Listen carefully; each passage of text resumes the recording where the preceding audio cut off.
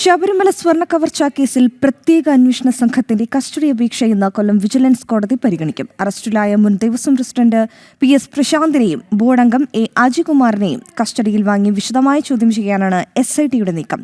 ഇരു പ്രതികളെയും ഇന്ന് വിജിലൻസ് കോടതിയിൽ ഹാജരാക്കും. ശബരിമല സ്വർണ്ണ കവർച്ചാ കേസിൽ ഏറ്റവും ഒടുവിലായി അറസ്റ്റിലാകുന്നവരാണ് മുൻ ദേവസ്വം ബോർഡ് പ്രസിഡന്റ് PS പ്രശാന്തും ദേവസ്വം ബോർഡ് അംഗം അജികുമാറും. ജൂലൈ 23 അറസ്റ്റിലായ ഇരുവരെയും വിജിലൻസ് കോടതി റിമാൻഡ് ചെയ്തിരുന്നു. പ്രതികളെ വിശദമായി ചോദ്യം ചെയ്യാൻ പ്രത്യേക അന്വേഷണ സംഘം കഴിഞ്ഞ ദിവസമാണ് കോടതിയിൽ കസ്റ്റഡി അപേക്ഷ സമർപ്പിച്ചത്.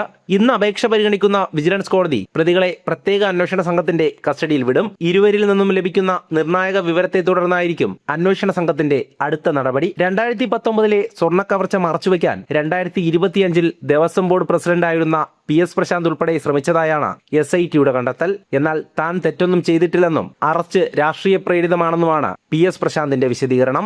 പത്മകുമാർ അടക്കമുള്ളവർ പ്രതിയായ 2019 ദ്വാരപാലക ശില്പപ്പാളി കേസിലാണ് ഇരുവരെയും പ്രതി ചേർത്തിരിക്കുന്നത്. വരും ദിവസങ്ങളിൽ SIT കൂടുതൽ അറസ്റ്റുകളിലേക്ക് കടക്കുവാനും സാധ്യതയുണ്ട്. ജനം, കൊല്ലം.